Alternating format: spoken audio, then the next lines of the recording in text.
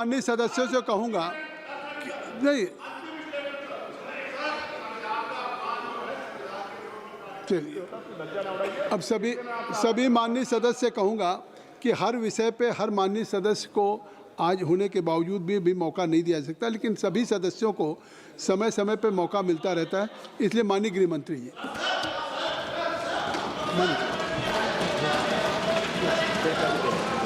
फिर बुलाएंगे। अरे ठीक है, चलो अब मान लो माननीय सभापति महोदय, आज इस महान सदन में मैं लोकसभा स्पीकर के सामने जो अविश्वास प्रस्ताव आया है, इस पर मेरे विचार व्यक्त करने के लिए खड़ा हुआ हूं। मान्यवर, एक प्रकार से ये जो घटना है वो कोई सामान्य घटना नहीं है। करीब 4 दशक के बाद एक बार फिर से लोकसभा अध्यक्ष के सामने अविश्वास प्रस्ताव आया है। और एक प्रकार से मैं ये भी कहना चाहता हूं कि संसदीय राजनीति और ये सदन दोनों के लिए ये अफसोसजनक घटना है, क्योंकि स्पीकर जो होते हैं वो किसी दल के नहीं होते, सदन के होते हैं। और एक प्रकार से सदन के सभी सदस्यों के अधिकार के वो संरक्षक भी होते हैं। उनके सामने अविश्वास प्रस्ताव कोई साहजिक घटना नहीं है। फिर भी 10 घंटे तय हुए थे मान्यवर, 10 घंटे से ज्यादा चर्चा हुई है। लगभग 13 घंटे तक सदन इस पर दोनों पक्ष विपक्ष दोनों की ओर से चर्चा की और 42 से ज्यादा सांसदों ने इसमें हिस्सा लिया है। मान्यवर, मैं पूरे सदन को बताना चाहता हूं कि स्पीकर की नियुक्ति जब हुई, अभी के विद्यमान स्पीकर साहब की जब नियुक्ति हुई, तब दोनों दलों के नेता ने एक साथ उनको आसन पर बिठाने का काम किया। इसका मतलब है स्पीकर को अपने दायित्वों के निर्वहन के लिए पक्ष और प्रतिपक्ष दोनों ने एक प्रकार से मुक्त माहौल भी देना है और दायित्वों के निर्वहन के लिए उनका समर्थन भी करना है। मगर आज स्पीकर के निर्णय पर कोई असहमति तो व्यक्त हो सकती है, मगर लोकसभा के नियमों में स्पीकर के निर्णय को अंतिम माना गया है। मान्यवर, इससे विपरीत विपक्ष ने स्पीकर की निष्ठा पर सवालिया निशान खड़ा किया और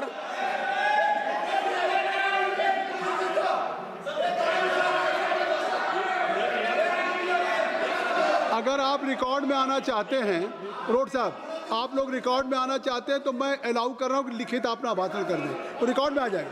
लिखित, आप लिखित भाषण दे दें, रिकॉर्ड में आ जाएगा। अभी जब तक गृह मंत्री जी बोल रहे हैं आप लिखित दे देंगे। गृह मंत्री जी अब हो गई, आपको ले करने के लिए परमिशन दे दिया इंजीनियर साहब, ले कर दीजिए। ठीक है, बैठिए। राजकुमार हो गया भैया, सुन लिया, देख लिया सबने। मान्यवर, ये लोकसभा भारत के लोकतंत्र की सबसे बड़ी पंचायत है और न केवल भारत, दुनिया भर में हमारी लोकतंत्र की एक साख बनी है, प्रतिष्ठा बनी है और पूरी दुनिया ये लोकतंत्र की प्रतिष्ठा को स्वीकार करती है। जब इस पंचायत के मुखिया पर, इसके अभिभावक पर, उसकी निष्ठा पर सवालिया निशान लगता है तो केवल देश में नहीं, पूरी दुनिया में हमारी लोकतांत्रिक प्रक्रिया पर सवाल खड़े होते हैं। इसलिए आमतौर पर कभी स्पीकर के सामने अविश्वास प्रस्ताव नहीं आता है। चैम्बर में जाकर उनसे बात हो सकती है। स्पीकर दोनों दल को एक सदस्यों की संयुक्त बैठक भी बुलाते हैं, उसमें मध्यस्थता भी करते हैं और सारे इश्यू रिजॉल्व होते हैं। मगर यहां अजीब दृश्य खड़ा हुआ है।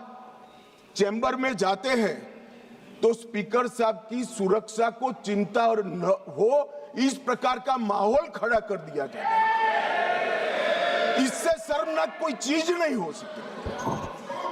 अब किस प्रकार की व्यवस्था चाहते हैं? स्पीकर का पद पार्टी से ऊपर उठाकर संविधान ने स्पीकर के पद को एक प्रकार से मध्यस्थी की भूमिका में रखा है। आपने मध्यस्थता करने वालों पर ही शंका के सवाल उठा दिए। मैं बाद में आता हूं कि क्यों उठाए, परंतु मान्यवर 75 साल से हमारे ये दोनों सदनों ने हमारे लोकतंत्र की नींव को पाताल से गहरा पहुंचाया है और वो नींव जो पाताल से गहरी पहुंची है, इसकी साख पर विपक्ष ने आज एक प्रकार से सवालिया निशान। मान्यवर, मैं आज विपक्ष ने जो सवाल उठाए हैं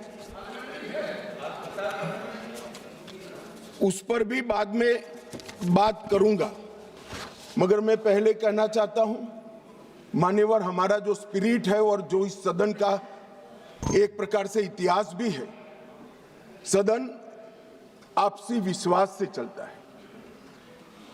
पक्ष और विपक्ष दोनों के लिए सदन के स्पीकर जो होते हैं वो कस्टोडियन होते हैं, मगर उनको लोकसभा कैसे चलानी, इसीलिए इसी लोकसभा ने कुछ नियम बनाए।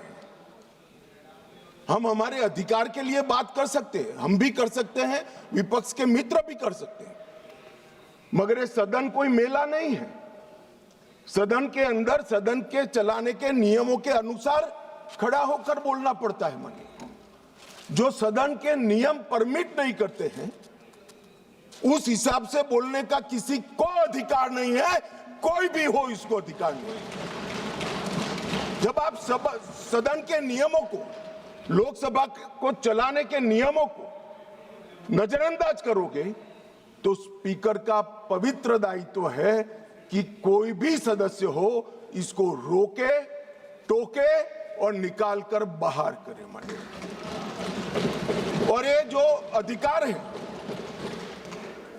वो कोई ये कह रहे हैं कि भाजपा आई तो ये होगा, एनडीए आए तो ये होगा। हमारे समय में नियम नहीं बने हैं भाई, ये नियम नेहरू जी के समय से चले आते हैं और एक एक धारा मैं चर्चा करने के लिए तैयार हूं। कितनी बार कांग्रेस ने तोड़ी है मान्यवर, मगर वो तोड़े तो हम तोड़े ऐसा मेरा नहीं कहना है। मेरा इतना ही कहना है कि अधिकारों के संरक्षण के लिए तो हम सहमत हैं, परंतु नियमों का क्या? स्वच्छंदता से यहां नहीं बोला जा सकता। नियम अनुसार सबको बोलना पड़ता है। और स्पीकर जब निर्णय देते हैं वो निर्णय हो सकता है हमें भी अनुकूल न हो सकता है विपक्ष को भी अनुकूल। इसके पर मंतव्य तो सभी सदस्यों का हो सकता है, मगर स्पीकर के निर्णय पर शंका नहीं कर सकते, इनकी निष्ठा पर शंका नहीं कर सकते हो आप। निर्णय कभी हमें अनुकूल लगेगा, कभी नहीं लगेगा, कभी लगेगा, कभी विपक्ष को अनुकूल लगेगा, नहीं लगेगा, मगर निर्णय से असहमति व्यक्त करने तक तो सभी लोग सहमत हो सकते हैं। मगर विपक्ष अगर निर्णय की निष्ठा पर सवाल खड़ा करता है तो मान्यवर ये बहुत दुर्भाग्यपूर्ण है और निंदनीय भी है। इसकी घोर निंदा मैं इस सदन में खड़ा रहकर करता हूं। मान्यवर, जब आप अध्यक्ष की निष्ठा पर सवाल करते हो तो आप अजीब प्रकार की स्थिति का निर्माण कर देते हो। जिसको मध्यस्थता करनी है, जिसका संरक्षण अभी लोकसभा के कार्यकाल की समाप्ति तक आपको मांगना है, उसके पर ही आप निष्ठा पर सवाल कर देते हो। मान्यवर, ये हमारी परंपरा, उच्च परंपराओं का निर्वहन करने के लिए ये बहुत अफसोसजनक घटना है। मान्यवर, मैं हमारे लोकतंत्र में अनेक बार परिवर्तन है। हमारी पार्टी की राजनीतिक यात्रा के जीवन में हम तो ज्यादातर वहीं बैठे हैं। बहुत कम समय है कि हम यहाँ बैठे, ज्यादातर तो कांग्रेस पार्टी और उनके साथी ही बैठे। हम भी विपक्ष में रहे, मगर 3 बार लोकसभा के स्पीकर पर अविश्वास का प्रस्ताव आया। भारतीय जनता पार्टी और एनडीए कभी विपक्ष के में रहते हुए लोकसभा स्पीकर पर अविश्वास का प्रस्ताव नहीं लाए। हमने रचनात्मक विरोध पक्ष के रूप में काम किया है। मान्य, हमने स्पीकर की पद को, गरिमा को संरक्षण करने का काम किया है और स्पीकर से हमारे कानूनी अधिकार, संवैधानिक अधिकारों के लिए संरक्षण की मांग भी करी है। हम कभी भी स्पीकर के सामने अविश्वास का प्रस्ताव लेकर नहीं आए। मान्यवर, अब तक 3 प्रस्ताव आए। 54 में जीवी मावलंकर जी के खिलाफ सोशलिस्ट पार्टी लेकर आई। 66 में सरदार हुकम सिंह जी, जो तत्कालीन लोकसभा के अध्यक्ष है, उसके सामने समाजवादी पार्टी लेकर आई और 87 में श्री बलराम जाखड़ के खिलाफ कम्युनिस्ट पार्टी ऑफ इंडिया लेकर आई। और ये सारे कमोबेश आज किसके साथ बैठे हैं? यूपीए में अंदर है मान्यवर, एक घमंडिया गठबंधन के सदस्य हैं और आज कांग्रेस पार्टी लेकर आई है, सबने समर्थन किया है। कभी भी स्पीकर की निष्ठा पर आशंका नहीं करना चाहिए, ऐसा मेरी पार्टी का बहुत मजबूत और स्ट्रॉन्ग मत है, हमारी मान्यता है। और ये तीनों जो प्रस्ताव थे, ये ध्वनि मत से एक प्रकार से खारिज कर दिए। मान्यवर, आज जब मैं यहां खड़ा हुआ हूं तब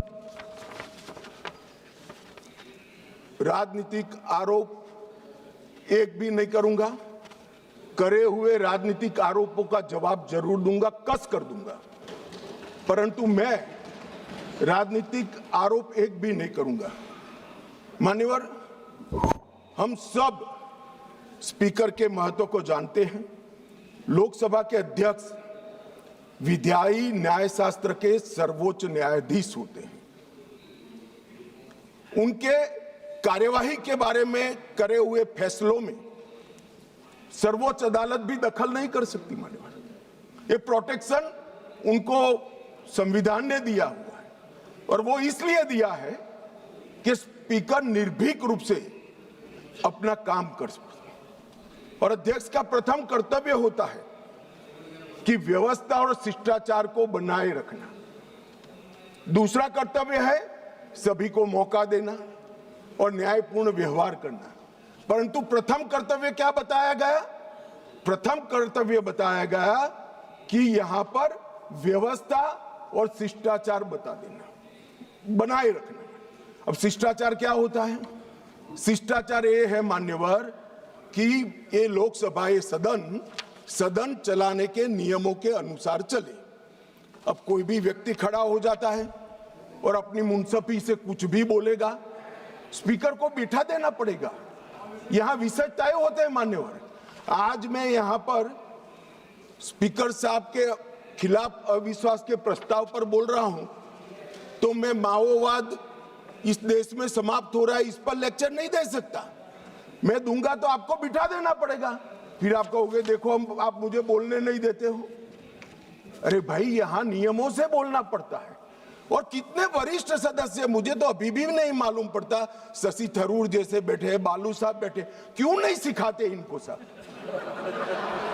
इतना सिखा दे तो ये समस्या का वही समाधान हो जाए मन में। और हमारे लोकसभा के नियमों में भी स्पीकर साहब को कई अधिकार दिए। कोई भी सदस्य भाषण करता है तो स्पीकर साहब को एड्रेस कर करता है।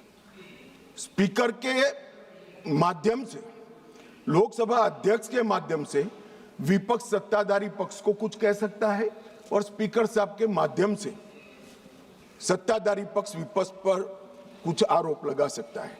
लोकसभा के नियम 351 में 374 अव्यवस्था, अनुशासनहीनता की स्थिति में स्पीकर को चेतावनी करने का अधिकार है, नामित करने का अधिकार है, निष्कासन करने का अधिकार है और निलंबित करने का भी अधिकार है। मुझे बताइए साहब, सभी सदस्य इस बात पर सहमति व्यक्त करेंगे कि वेल में आकर कागज फाड़कर स्पीकर की चेयर पर फेंकना आप असहाय बना देना चाहते हो स्पीकर साहब को? किस प्रकार से सदन चलाएंगे? सदन किस प्रकार से चलाएंगे? टेबल पर नाचते हैं। मैं समझ रहा हूं साहब, किसी के एडवाइजर एक्टिविस्ट हो सकते हैं, किसी के एडवाइजर आंदोलनकारी हो सकते हैं, मगर आंदोलन और एक्टिविस्ट को सदन में सदन के नियमों के अनुसार ही चलना पड़ेगा, क्योंकि यहां पर नियम बनाए गए। नियम 375 के तहत गंभीर अव्यवस्था की स्थिति में सदन को स्थगित करना होता है। मान्यवर, आप किसी को बोलने ही नहीं दोगे। कितने भी बड़े महत्वपूर्ण मुद्दे हो, खड़े होकर आप विरोध करते रहोगे और प्रधानमंत्री जी की चेयर तक सारे महिला सांसद एकत्रित होकर आ जाएंगे। ये मैं नहीं मानता किसी भी प्रकार से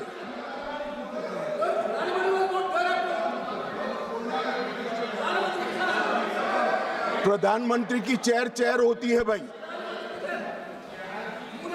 मान्यवर, इसीलिए 375 का प्रावधान की शक्तियां स्पीकर साहब को। अब किसी सदस्य ने कहा कि हमारा बोला हुआ काट दिया जाता है।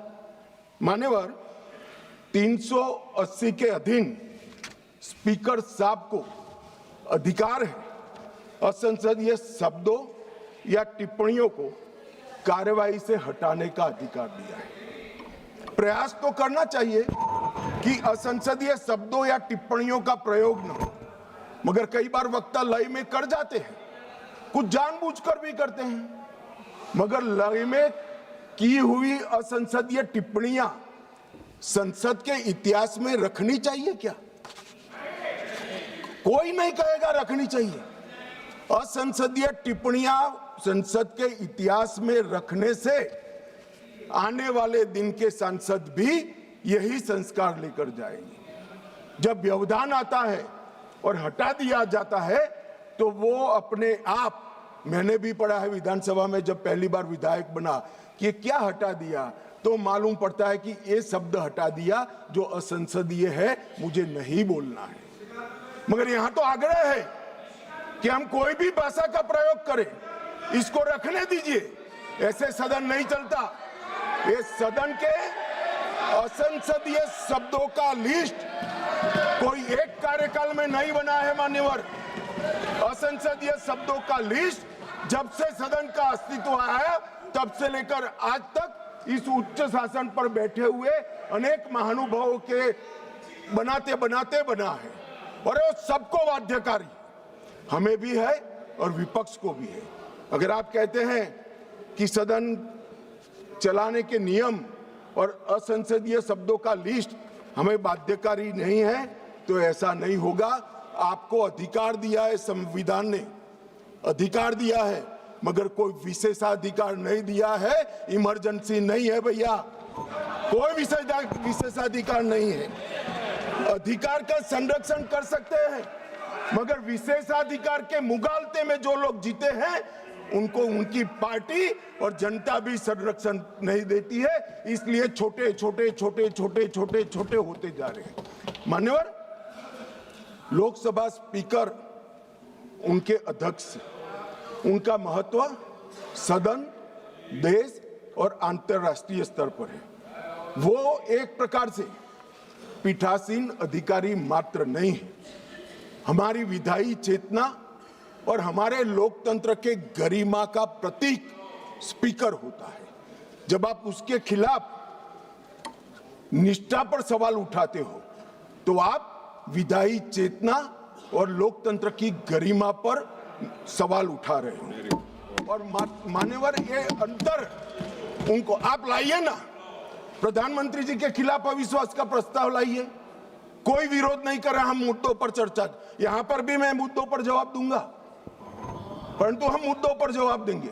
हम नहीं कहेंगे कि आज का दिन अफसोसजनक है। प्रधानमंत्री जी को हटाने का प्रस्ताव सदन में आ ही सकता है, मगर लोकसभा के कस्टोडियन पर हटाने का प्रस्ताव मैंने तो कम से कम मैं इसको साहजिक घटना नहीं देता। मान्यवर, संविधान ने किसी भी एक्सट्रीम परिस्थिति की कल्पना कर प्रावधान बनाए हैं। ये कोट कर रहे हैं 94C के अंदर इफेक्टिव मेजॉरिटी से स्पीकर साहब को हटाया जा सकता है, मगर ऐसे तो युद्ध के समय में कई सारे अधिकार सरकार को प्राप्त होते हैं, आज उसका उपयोग नहीं कर सकते। ये असाधारण परिस्थितियों में स्पीकर को हटाने के लिए, लोकसभा हटाने के लिए किया गया प्रावधान है। ये रोजमर्रा की चीज नहीं है, इसका उपयोग रोज रोज नहीं करना चाहिए, कोई ऐसी घटना हो तब करना चाहिए। मान्यवर, अनुच्छेद 96 के तहत अध्यक्ष को हटाने का प्रस्ताव जब विचाराधीन हो तब संबंधित पीठासीन अधिकारियों अध्यक्ष की सदन की अध्यक्षता नहीं करेंगे। क्या हुआ, पहले 3 बार आया, मैंने कहा तीनों बार प्रस्ताव कांग्रेस पार्टी सत्ता में थी तब आए, हम नहीं लाए थे मगर आए। तीनों वक्त ये परंपरा रही कि जब स्पीकर की पर अविश्वास की प्रस्ताव की चर्चा होगी तब स्पीकर साहब इस स्थान पर आसन ग्रहण नहीं करेंगे, तीनों बार। मगर 14 दिन तक सबने अध्यक्षता करी। एकमात्र स्पीकर श्री ओम बिरला है जिन्होंने मॉरल ग्राउंड पर, जब से उन्होंने इसको नामित किया तब से नहीं। और ये हमें मॉरल ग्राउंड सिखा रहे हैं। बिरला साहब को मॉरल ग्राउंड मत सिखाइए। जब आपकी बारी थी, आपकी पार्टी से चुने हुए संसद सदस्य स्पीकर बने थे और आप पार्टी में थे, तब सब बैठे थे, बिरला साहब नहीं बैठे। मान्यवर, उनको मत देने का अधिकार नहीं है, तो वो तो बैठे ही नहीं है, तो मत कहां से देंगे। चर्चा में भाग लेने का अधिकार है, मगर वो बैठेंगे ही नहीं तो चर्चा में कहां। अब इससे उच्च मॉरल ग्राउंड कोई हो नहीं सकता। मान्यवर, इसकी प्रशंसा करने की जगह इसकी निंदा करें। मान्यवर, 94C के तहत अध्यक्ष को केवल असाधारण और गंभीर परिस्थितियों में हटाया जा सकता है, और वहां पर रूटीन प्रोसीजर नहीं रखी। 3 प्रकार की मेजॉरिटी होती है, सिंपल मेजॉरिटी, इफेक्टिव मेजॉरिटी और स्पेशल मेजॉरिटी जो 2/3 का है। सभी पद के लिए हमारे संविधान ने अलग अलग प्रावधान किए हैं। प्रधानमंत्री जी को हटाना है तो सादा बहुमत चाहिए, मगर स्पीकर को हटाना है तो इफेक्टिव मेजॉरिटी चाहिए। ये एक प्रकार से ये स्पीकर संविधान में लिखा है भाई, पढ़ लीजिए। मान्यवर, ये एक प्रकार से संरक्षण दिया गया। जैसे न्यायपालिका के, आप बैठ जाइए दादा, बैठ जाइए। मान्यवर, ये पद की गरिमा और निष्पक्षता बनाए रखने के लिए एक कार्यकाल तक की इनको एक प्रकार से सुरक्षा देने का काम हुआ है। मान्यवर, मैं अविश्वास प्रस्ताव के जो रखा गया है उस पर भी बात करना चाहता हूं। अनुच्छेद 94C के तहत और लोकसभा के चलने के नियम 200 के अनुसार संकल्प का नोटिस माननीय सदस्य श्री वेणुगोपाल जी और 119 सदस्यों ने दिया। अब शायद वो आधे अधूरे मन से ही लाए होंगे प्रस्ताव। पूरे देश को, दुनिया को मालूम है कि इशू का 2026वां वर्ष चल रहा है। उन्होंने अंदर तिथि में 2025 लिखी है। उन्होंने ऐसा सोचा कि इससे स्पीकर साहब रिजेक्ट कर सकते हैं। उन्होंने संकल्प ही संलग्न नहीं किया। जो संकल्प होता है वो संलग्न करता है, मगर भूल गए वो कॉपी संलग्न नहीं की। उनको लगा कि स्पीकर साहब इसके कारण रिजेक्ट कर देंगे और जब ये इनके ध्यान पर ला दिया गया तो उन्होंने नोटिस वापस ले लिया और दूसरा नोटिस आ गया। अब दूसरे नोटिस की बात करता हूं। दूसरे नोटिस में एकमात्र सी गौरव गोगोई के एक्चुअल हस्ताक्षर से बाकी सारे जेरोक्स थे। ये नियमों अनुसार रिजेक्ट होने का मामला है और फोटोकॉपी नहीं चलती है। सदन के सदस्य ने एक्चुअल हस्ताक्षर वाला नोटिस देना होता है। साहब चलो मान लो एक्स्ट्राऑर्डिनरी सर्कमस्टेंसेस है, वो विपक्ष के सदस्य स्पीकर साहब के सामने अविश्वास की प्रस्ताव लाना चाहते हैं, मगर इतनी गंभीरता नहीं है कि नियमों के अनुसार लाए, नियमों के अनुसार लाए। माननीय, ये नियम पढ़ते ही नहीं है। कोई पार्टी के नियम से सदन नहीं चलेगा, इस लोकसभा के नियमों से ही ये सदन चलेगा। मान्यवर, फिर भी स्पीकर साहब की ऑफिस ने उनको मौका दिया कि भाई इतने इतने गलतियां हैं, आप सुधार लो। फिर अब उनको शर्म आई कि अब तो सुधारना ही पड़ेगा, ये तो रिजेक्ट करेंगे ही नहीं, तो फिर सुधार कर उसको दायर कर दिया। और मान्यवर, ये हाई मॉरल ग्राउंड की बात करते हैं और सदन में गंभीरता की बात करते हैं। ये दोनों चीजें इससे ही प्रकाशित होती हैं।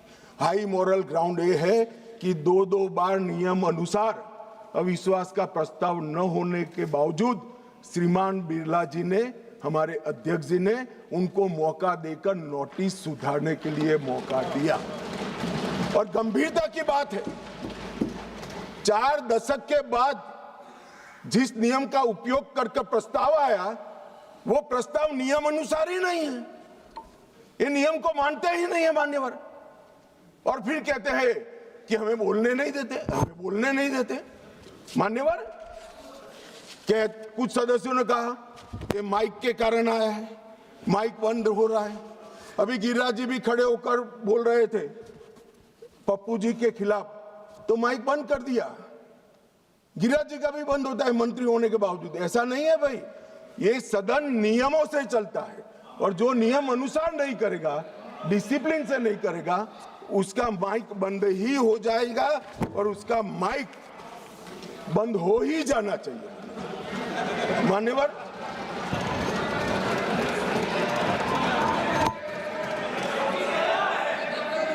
मान्यवर, उन्होंने नोटिस दिया।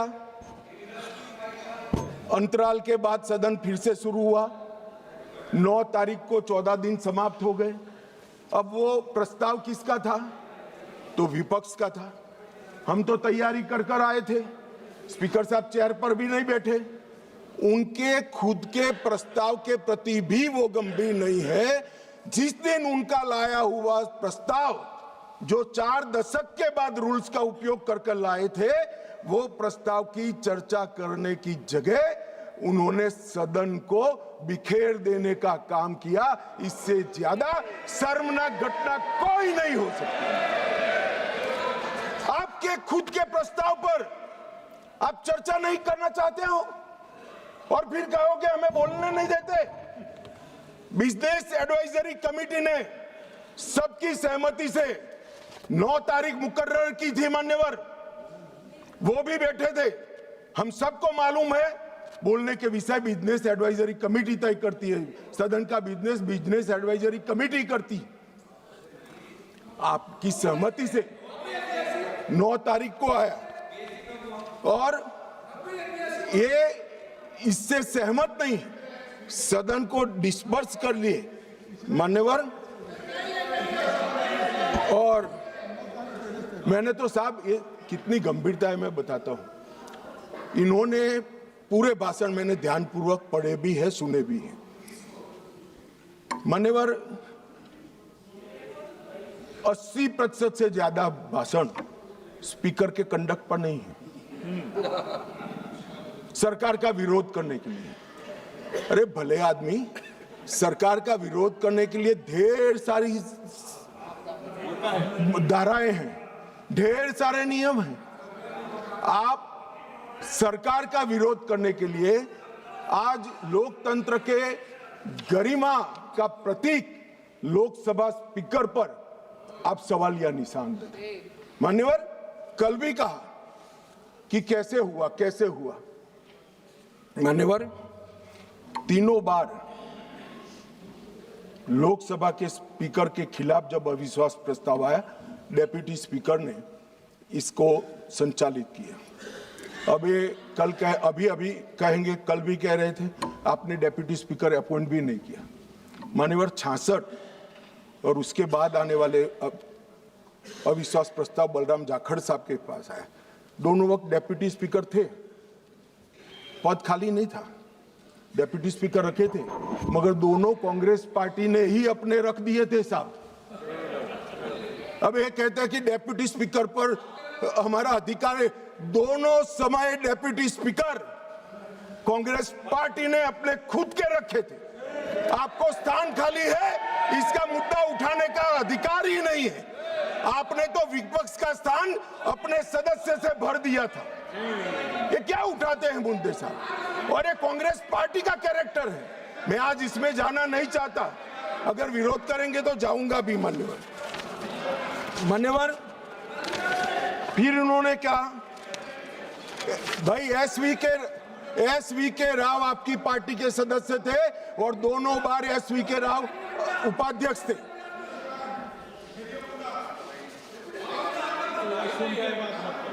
भैया 54 एक मिनट बैठ जाओ।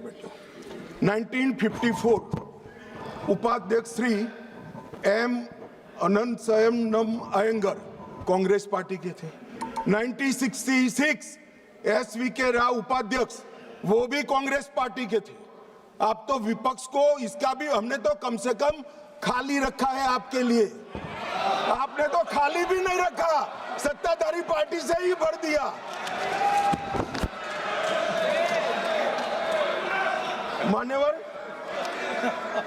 मान्यवर हमें परंपराएं सिखाते हैं। मान्यवर,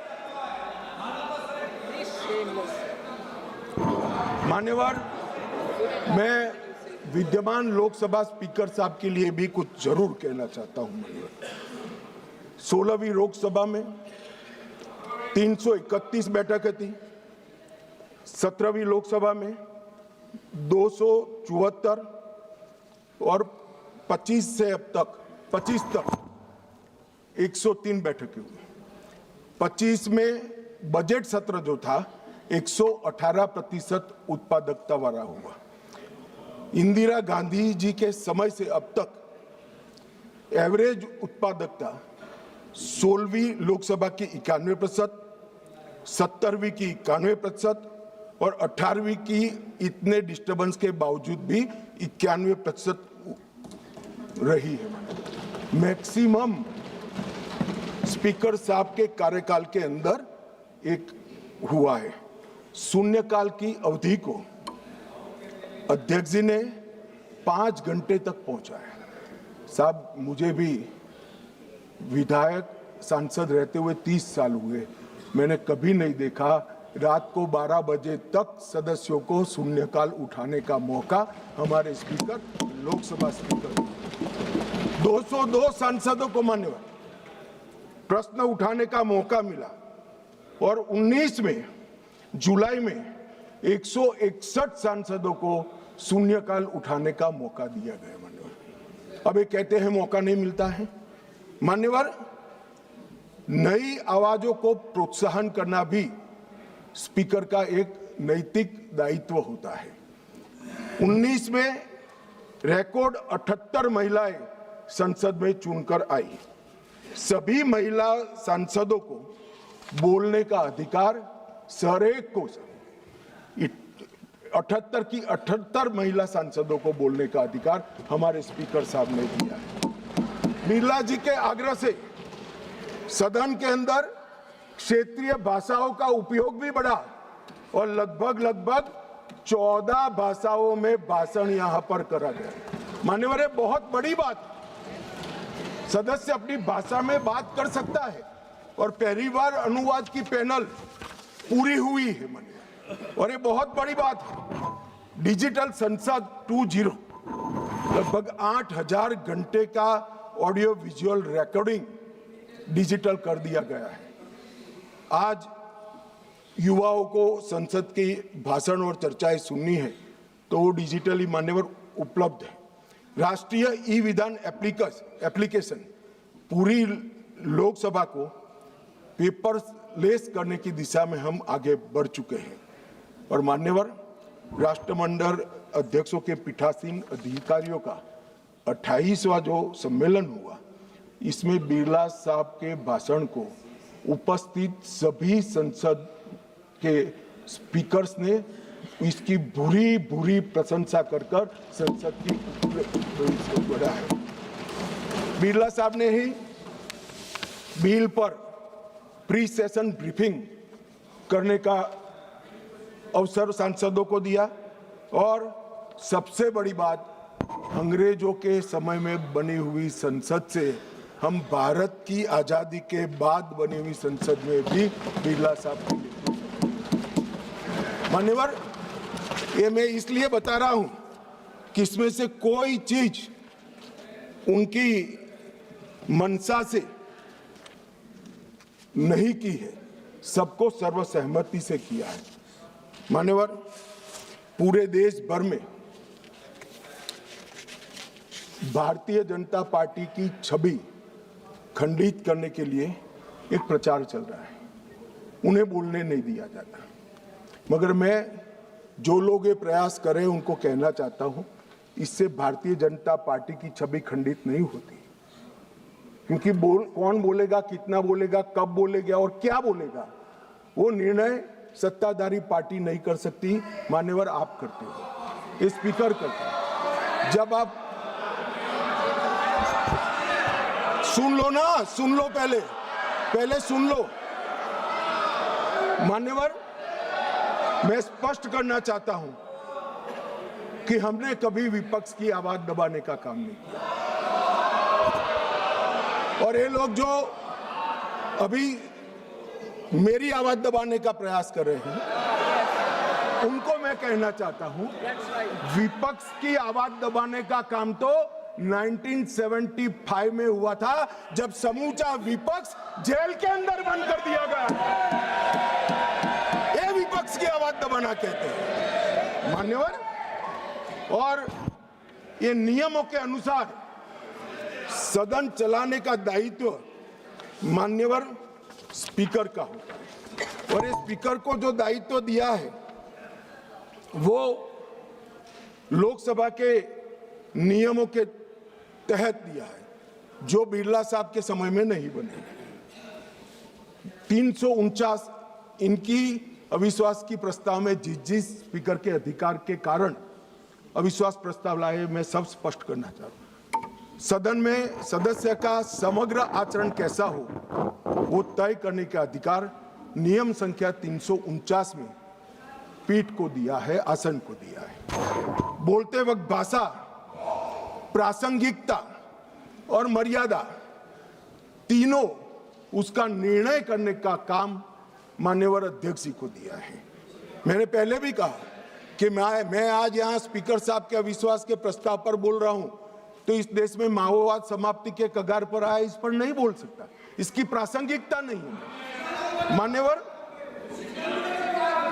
और कितना बोलना है इसके लिए भी कुछ नियम बने हैं, कुछ परंपराएं बनी हैं। और मान्यवर, ये जो कहते हैं, मैं आज कांग्रेस पार्टी को थोड़ा बताना चाहता हूं। मान्यवर, 70वीं लोकसभा कांग्रेस पार्टी को 157 घंटे और 55 मिनट का समय दिया गया, जबकि उनके 52 सदस्य थे। इसकी तुलना में बीजेपी को 349 घंटे और 8 मिनट दिए गए, जबकि हमारी सदस्य संख्या 303 है। प्रोरेटा देखे तो बीजेपी से कांग्रेस पार्टी को 6 गुना अधिक समय देने का काम स्पीकर साहब ने किया है।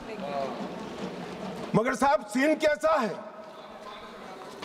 दूसरे शब्दों में बीजेपी के पास 6 गुना अधिक सदस्य थे, मगर हमें अन्याय हुआ है। और 18वीं लोकसभा में कांग्रेस पार्टी द्वारा कल तक 71 घंटे बोला गया, उनके पास 99 सदस्य हैं। और भारतीय जनता पार्टी को 71 बनाम 122 घंटे मिले हैं, जबकि हमारे 239 सदस्य हैं। तो एक प्रकार से इसमें भी 18वीं लोकसभा में भी कांग्रेस को भाजपा से 2 गुना समय। और मान्यवर, विपक्ष के नेताजी का ग्रीवेंसेस है कि मुझे बोलने नहीं दिया जाता, विपक्ष के नेता की आवाज दबा देते। अब मान्यवर, मैं उनको पूछना चाहता हूं, कांग्रेस पार्टी में 157 घंटा 55 मिनट बोला गया, वो कौन बोलेगा, वो तय कौन करेगा? स्पीकर करेंगे क्या? नहीं, वो तय आपको करना है, विपक्ष के नेता ने करना है। मगर बोलने का मौका आता है तब जर्मनी होते हैं, इंग्लैंड होते हैं मान्यवर, और फिर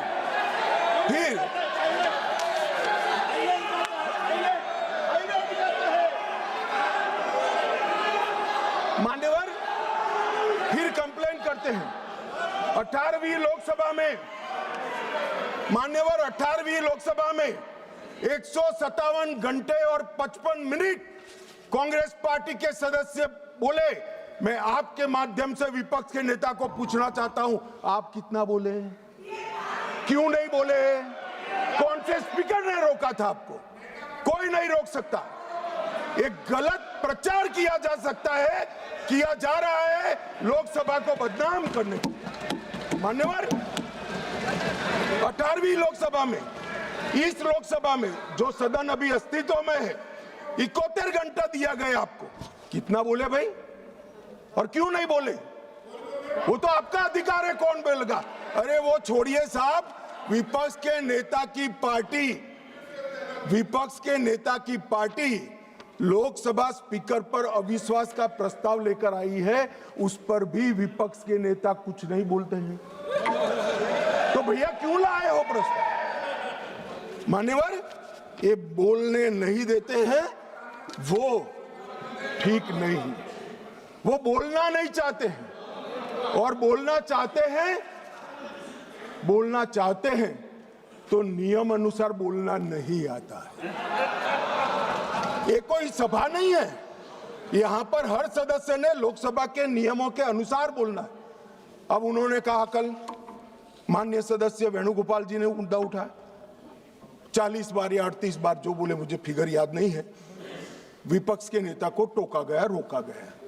भाई, स्पीकर के द्वारा एक बार टोकने के बाद दूसरी बार आप वही बात करोगे तो स्पीकर के पास क्या विकल्प रहता है? जब यहां से श्री राजनाथ सिंह जी ने कह दिया कि अप्रकाशित पुस्तक है, आप मैगजीन को कोट नहीं कर सकते, और मैगजीन भी वो जिसकी छवि उनके पार्टी के मैगजीन की हो। मान्यवर, इसको कोट कर लोकसभा में बोलने का किसी को अधिकार नहीं है। मगर आप उसी विषय पर बोलोगे तो आपको टोकना पड़ेगा। फिर उन्होंने कहा वो उसके बाद SIR पर चर्चा थी, मैं यही बैठकर उनको सुन रहा था। मेरे जवाब में वो खड़े हो गए, स्पीकर साहब ने उनको बोलने के लिए कहा। ऐसा नहीं है, नहीं कहते हैं। मेरे भाषण के बीच में मुझे भी बिठा दिया और विपक्ष के नेता को बुला दिया। तो उन्होंने कहा आप पहले मैं कहता हूं वो बोलिए। अब साहब मुझे बताओ, किसी भी वक्ता का भाषण कोई अन्य संसद सदस्य कैसे तय कर सकता है? मैं क्या राहुल गांधी जी को कह सकता हूं कि आप ये बात पहले बोलिए, दूसरी बोलिए, तीसरी बोलिए, चौथी बोलिए? नहीं कह सकता। अगर मैं नहीं कह सकता तो वो भी नहीं कह सकते। मान्यवर वो कहते हैं कि ये करिए, फिर भी सदन डिस्टर्ब किया। तो अचानक उनको एक आइडिया आया कि एक आइडिया है। फिर अपने आप उन्होंने आइडिया को सर्टिफाइड कर दिया, गुड आइडिया, ऐसा करके सर्टिफाइड। आइडिया क्या था कि मेरी प्रेस कॉन्फ्रेंस पर बहस हो जाए। भाई ये साख मार्केट नहीं है, लोकसभा है। यहां बहस के विषय तय होते हैं और आपके परनाना से लेकर आपकी दादी जी से लेकर आपके पिताजी तक बड़े बड़े नेता थे भारत के, किसी की प्रेस कॉन्फ्रेंस पर लोकसभा ने बहस नहीं करी है मान्यवर। और अगर ये अपेक्षा करते हैं कि इनकी महान प्रेस कॉन्फ्रेंस पर जिसकी बुनियाद झूठ थी उस पर सदन बहस करे, तो इस सदन का स्तर न गिरने देकर श्री ओम बिरला जी ने सदन पर उपकार किया है।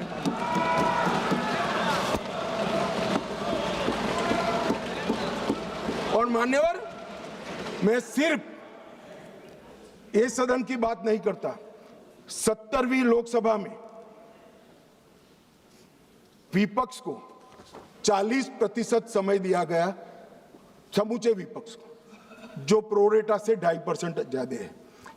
मेंशन ऑफ थैंक्स में विपक्ष को 34% समय दिया गया और 18वीं लोकसभा में 45% और शून्यकाल में विपक्ष की भागीदारी मान्यवर 55% रही है, 55%। और ये कहते हैं कि हमें बोलने नहीं देते। मान्यवर, किसको बोलना, किसको बोलना, किसको बोलना वो अधिकार उस दल के नेता का है। जब आप स्वयं बोलना नहीं चाहते हैं, कोई आपको कैसे बुला सकता है? आप स्वयं बोल, इतने घंटों में आप जब भी चाहे बोल सकते थे। मगर भाई बोलना तो ये अविश्वास प्रस्ताव आने के बाद भी नियम अनुसार ही बोलना पड़ेगा। और अगर नियम की समझ नहीं है तो 2 सीनियर सांसदों से किसी को भी समझना पड़ेगा। मान्यवर, इसके अलावे किसी को नियम तोड़कर बोलने की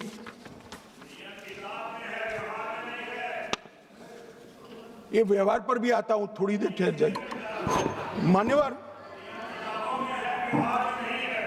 ये विपक्ष के नेता श्रीमान राहुल गांधी अपने अधिकारों की बात करते हैं, वो तो आरोप है, मगर फिर भी जो स्वयं उनके हाथ में है इसका परफॉर्मेंस मैं कहना चाहता हूं। मान्यवर, 17वीं लोकसभा में उनकी उपस्थिति 51% रही, 51%। मान्यवर, राष्ट्रीय औसत 67% है। 16वीं लोकसभा में उनकी उपस्थिति 52% रही, जबकि राष्ट्रीय औसत 80% है। और 15वीं लोकसभा में उनकी उपस्थिति 43% रही, जबकि राष्ट्रीय औसत 76% है। मान्यवर,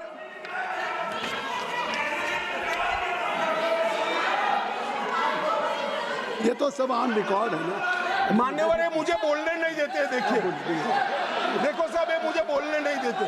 जब तक ईल्ड नहीं करेंगे आप नहीं। देखिए, केसी वेणुगोपाल जी, गृह मंत्री जी जो कह रहे हैं अटेंडेंस पे, वो सब मेंबर्स का रिकॉर्ड पे है। वो अगर उसमें कोई गलत हो, अगर कोई गलत बात कही हो कि नहीं इनका अटेंडेंस ज़्यादा है, एवरेज से ज़्यादा है, तो वो बात आप खड़ा करिए, उस बात पे आप कहिए क्या कहना चाहते हैं।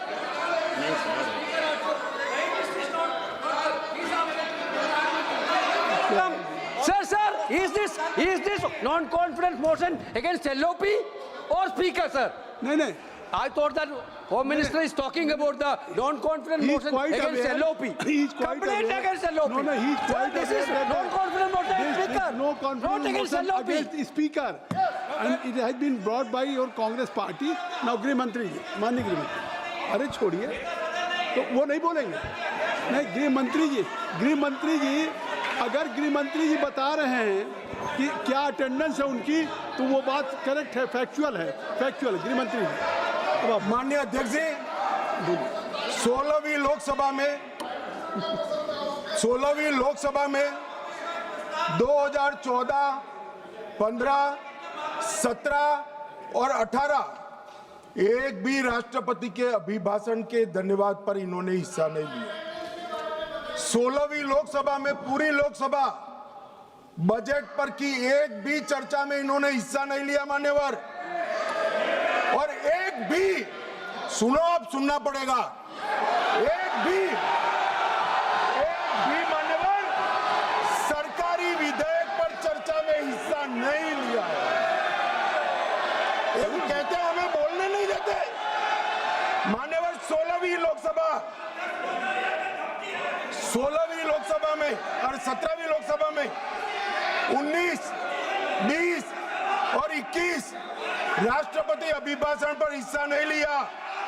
19, 20, 22, 23 केंद्रीय बजट पर चर्चा में हिस्सा नहीं लिया। और एक बिल छोड़कर एक भी विधेयक में भी चर्चा पर हिस्सा नहीं लिया। 18वीं लोकसभा 25 में केंद्रीय बजट पर की चर्चा में भाग नहीं लिया। और मान्यवर, उनकी पार्टी 4 दशक के बाद हम सब अफसोस कर रहे हैं, ऐसा प्रस्ताव लेकर आई है। ये स्पीकर साहब की निष्ठा पर सवाल करने वाला जो प्रस्ताव रखा है, उस पर भी उन्होंने हिस्सा नहीं लिया। अब ये कहते हैं हमें बोलने नहीं देते। मेरा कहना है कि वो बोलना नहीं चाहते मान्यवर। कई सारे ऐसे विधेयक हैं, बहुत महत्वपूर्ण युगांतकारी विधेयक है। भूमि अधिग्रहण हिस्सा नहीं, संविधान का 122वां संशोधन हिस्सा नहीं, आधार प्रणाली हिस्सा नहीं, मुस्लिम महिला तलाक विधेयक हिस्सा नहीं, जम्मू कश्मीर पुनर्गठन विधेयक हिस्सा नहीं, 370 को रद्द करना हिस्सा नहीं, नागरिकता संशोधन सीएए हिस्सा नहीं, महामारी रोग संशोधन विधेयक हिस्सा नहीं, पूरा शीतकालीन सत्र अनुपस्थित रहे, भारतीय न्याय संहिताओं के 3 युगांतकारी कार्यक्रम आए, बिल आए, हिस्सा नहीं, इनकम टैक्स सुधार का बिल आया, हिस्सा नहीं, वित्त विधेयक 24 हिस्सा नहीं, वक्फ संशोधन बिल हिस्सा नहीं, वंदे मातरम 150 साल की चर्चा हिस्सा नहीं, और कैप्टन शुभांशु शुक्ला पर अभिनंदन प्रस्ताव में भी हिस्सा नहीं। मान्यवर, ये बोलना नहीं चाहते।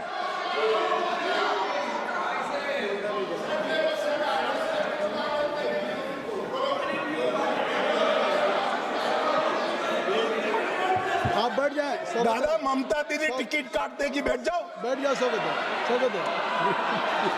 बैठ जाओ। मान्यवर, अब मैं आप बैठिए। कल्याण देता हूँ जवाब, बैठ कल्याण बनर्जी जी हाँ, बैठिए। बाकी है। आप कल्याण बनर्जी बैठ जाइए। नहीं अभी इतना बाकी है, बैठो ना, आ जाओ। Nothing will go on record, केवल गृह मंत्री जी का जवाब दें। मान्यवर,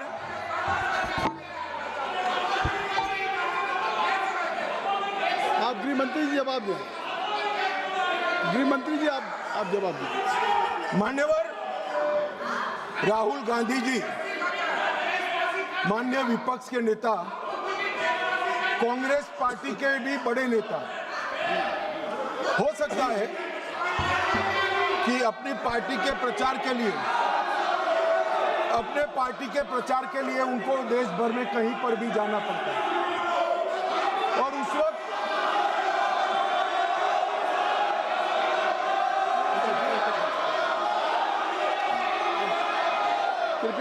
आप लोग बैठ जाएं, कृपया आप लोग बैठ जाएं, कृपया आप लोग बैठ जाएं। अभी माननीय गृह मंत्री जी का चल रहा है, कल्याण बनर्जी जी आप लोग बैठ जाएं, धर्मेंद्र जी बैठ जाइए, आप बैठ जाएं, कृपया बैठ जाएं। आपके नेता बैठे हुए हैं, आपके नेता बैठे हुए हैं, आप भी मैडम सैलजा बैठ जाइए, सब लोग बैठ जाइए ना। चन्नी साहब आप बैठ जाइए, आप सब लोग बैठ जाइए, सब लोग बैठ जाइए। महुआ मोहित्रा जी बैठिए, बैठिए, कल्याण बैठिए, नहीं नहीं नहीं, आप बैठिए, बैठ जाइए, बैठ जाइए, बैठ नहीं, कुछ भी रिकॉर्ड में नहीं जा रहा है, कुछ भी रिकॉर्ड में नहीं जा रहा। माननीय गृह मंत्री जी, गृह मंत्री जी, माननीय गृह मंत्री, आप लोग बैठ जाएं, कृपया बैठ जाएं, आप लोग बैठ जाइए। अमर जी बैठ जाइए, जयप्रकाश जी बैठ जाइए, कृपया आप सब लोग बैठ जाइए। ज्योति बैठो, Jyoti kindly take your seat, I will request to everybody should take his seat. गृह मंत्री जी, कल्याण जी आपकी, कल्याण जी आप बैठ जाइए, कल्याण जी बैठिए। चलिए गृह मंत्री, मान्यवर विपक्ष के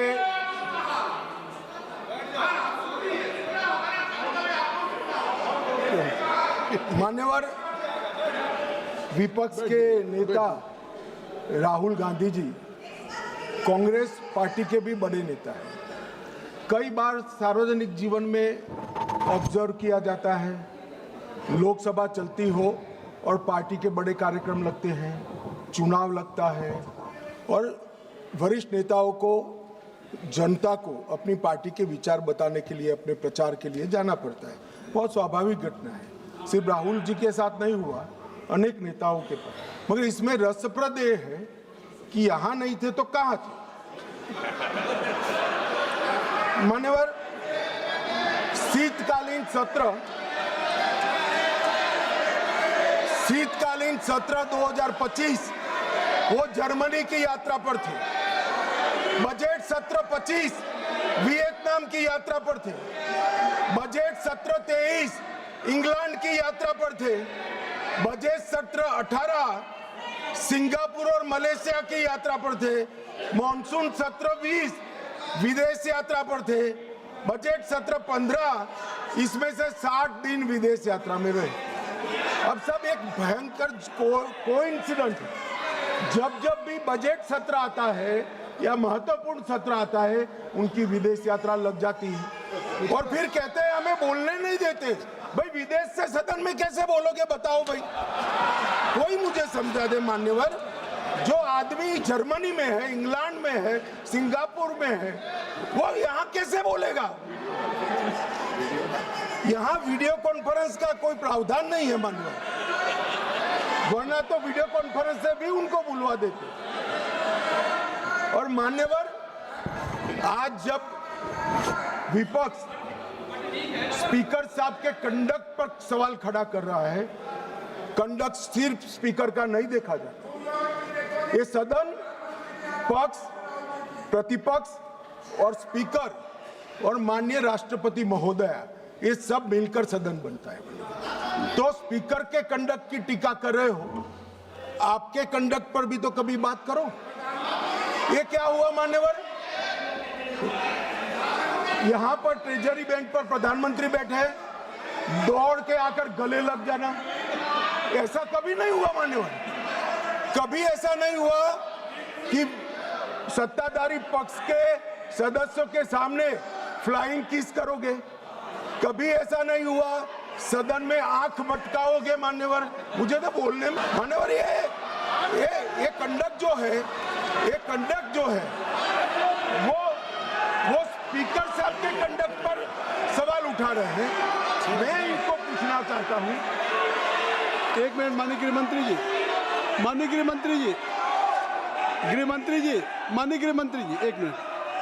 अगर सभी माननीय सदस्यों की सहमति हो तो सभा की कार्रवाई जब तक गृह मंत्री जी की स्पीच चल रही है समय बढ़ा दिया जाए।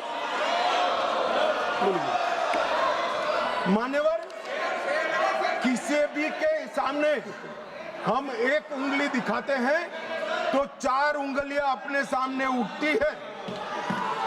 ये जब लोकसभा स्पीकर के कंडक्ट पर सवाल करते महुआ हैं, मोहित्रा, you समूचे विपक्ष को मैं कहना चाहता हूं, मान्यवर किस तरह से एक कंडक्ट की बात कर रहे हैं जब उनके सर्वोच्च नेता ही आंख मारते हैं, आकर प्रधानमंत्री के गले लिपट जाते हैं, फ्लाइंग किस करते हैं। मान्यवर, ये बताता है कि वो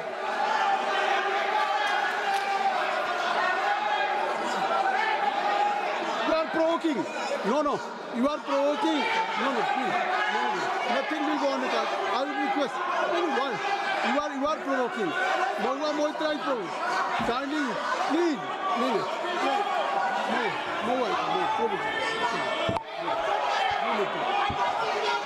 मान्यवर, मेरा कोई शब्द संसद प्रणालिका के अनुकूल नहीं है, तो इसको आप हटा सकते हैं।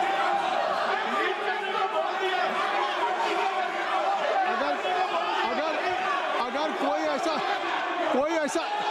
ऐसा शब्द होगा तो उसको मैं कार्रवाई में देख लूंगा। कोई शब्द होगा तो उसको कार्रवाई में देख लूंगा। चलिए, मैं कार्रवाई में देख लूंगा। मैं देख लूंगा। माननीय गृह मंत्री जी, माननीय गृह मंत्री जी,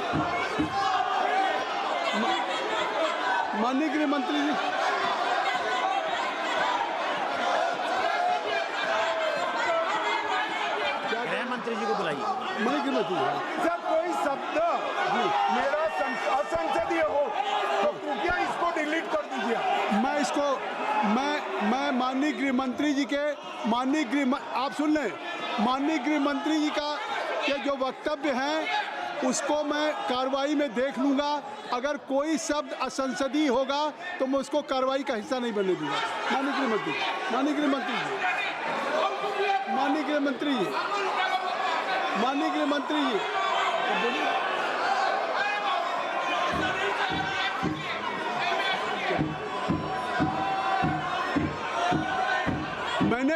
जी, मैंने एक ruling they the Jyoti, I have already given A ruling. देखिए, मैंने कह दिया माननीय गृह मंत्री जी के अगर जो जवाब है, उनका वक्तव्य है, उसमें कोई भी अनपार्लियामेंट्री वर्ड्स होगा तो I will look into it and that will be expand. I have given promise, this is my ruling. आप जानबूझ करके सदन की कार्रवाई न करें। नहीं, ये नहीं। आप सुनने का धैर्य रखिए। आपने इतनी बातें कही, नहीं, you have spoken, I think so, you have made a lot of charges against the government. नहीं, in your speech Gaurav Gogoi also he has spoken against the government. अगर उसका जवाब दे रहे हैं, अगर गृह मंत्री जवाब दे रहे हैं तो उनका अधिकार है, आप इसको सुनिए। यही तो कह रहे हैं।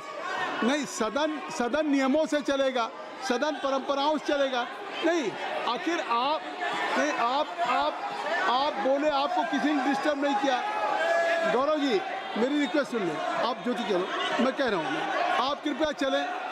जब मैं कह रहा हूँ कि धर्मेंद्र जी, गौरव जी, आखिर आप लोगों ने इस अविश्वास प्रस्ताव पे, मोशन पे आपने हर दल के लोगों ने जो बातें हुई, अविश्वास के साथ साथ सरकार के खिलाफ भी आपने कहा, सरकार के ऊपर आरोप लगाया, प्रधानमंत्री पे आरोप लगाया आपने सरकार। तो अगर अब गृह मंत्री जी सरकार की तरफ से जवाब दे रहे हैं तो उनको पूरा अवसर है, क्योंकि आपने अगर आरोप लगाए हैं, आपने कंडक्ट से हट करके केवल स्पीकर के उस टेक्स्ट तक नहीं थे। Jyoti madam, your most of the speaker they have level charges against. और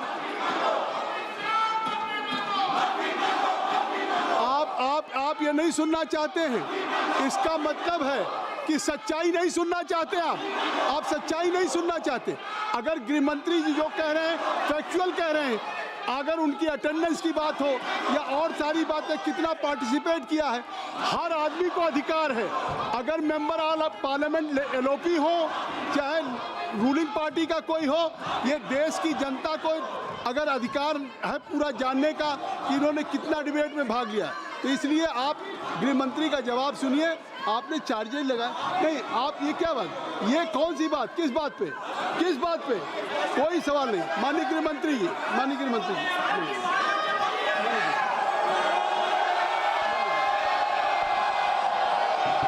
nothing will go on record, nothing will go on.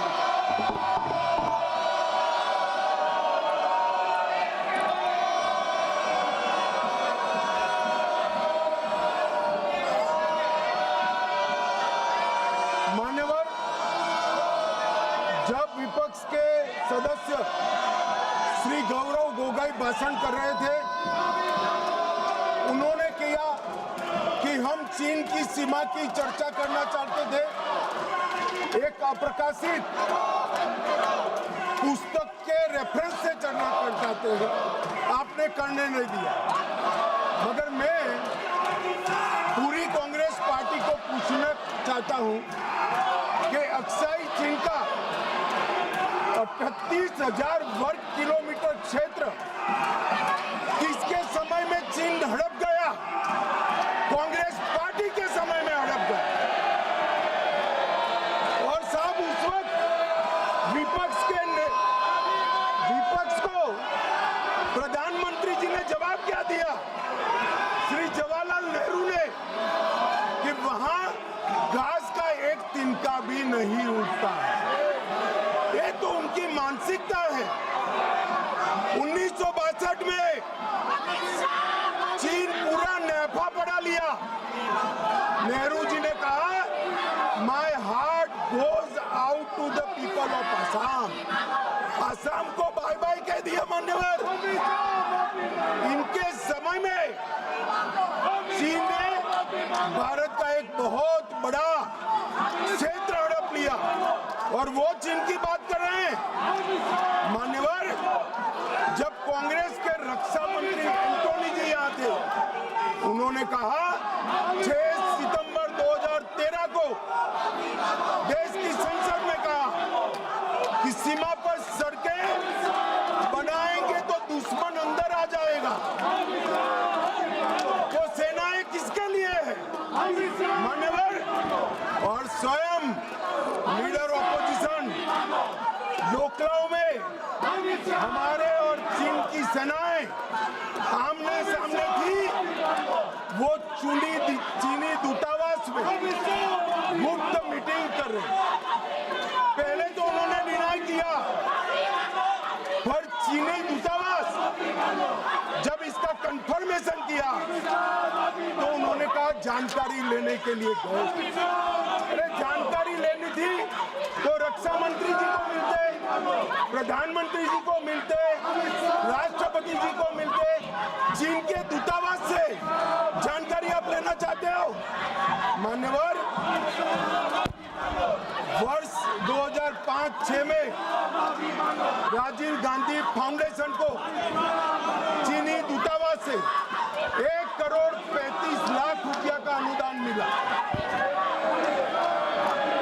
ये राजीव गांधी फाउंडेशन चीनी दूतावास से दान लेता है, और इसी के तहत इनका FCRA का लाइसेंस 2022 में रद्द होगा।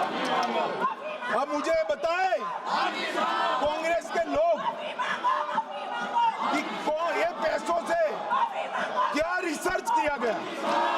मान्यवर, कांग्रेस की वरिष्ठ नेत्री और श्री राहुल गांधी की उपस्थिति में 7 अगस्त 2008 को चीनी कम्युनिस्ट पार्टी के साथ कांग्रेस पार्टी ने MOU करा। अब वो घोषित करे MOU क्या था। और मान्यवर, आज चीन UNSC में अगर सदस्य है तो जवाहरलाल नेहरू की सो कॉल्ड उदारता के कारण है। सदस्यता पर अधिकार सबसे बड़े डेमोक्रेटिक देश के नाते भारत का था, उन्होंने चीन को जगह कर दी। और ये selected works of Jawaharlal Nehru volume 29 पुष्ट नंबर 303 में लिखा हुआ है।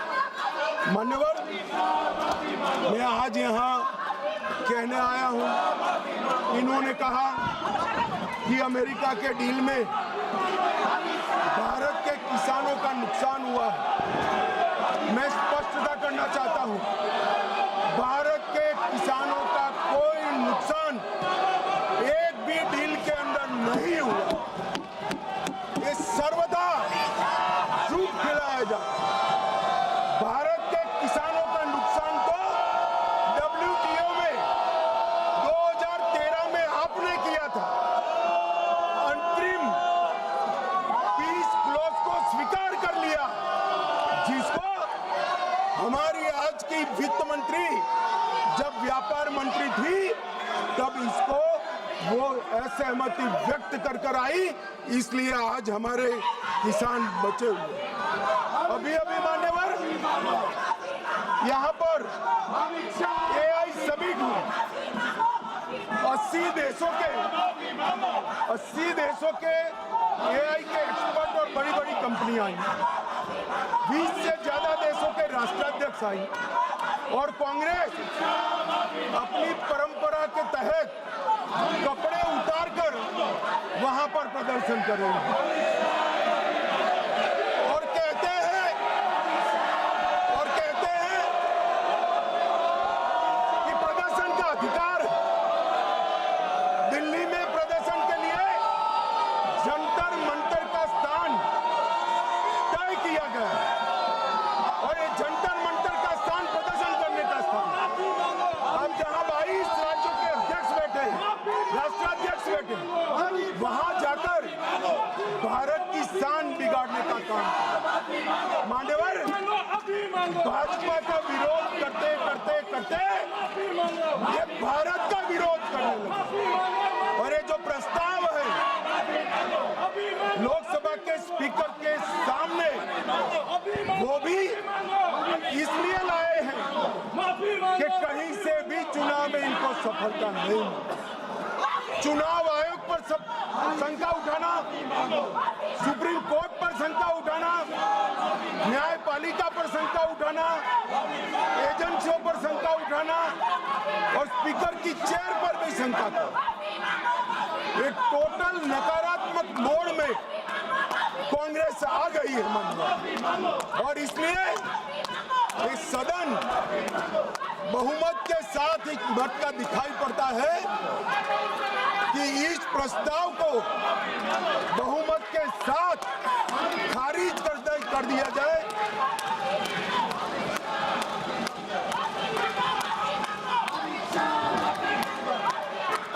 सारा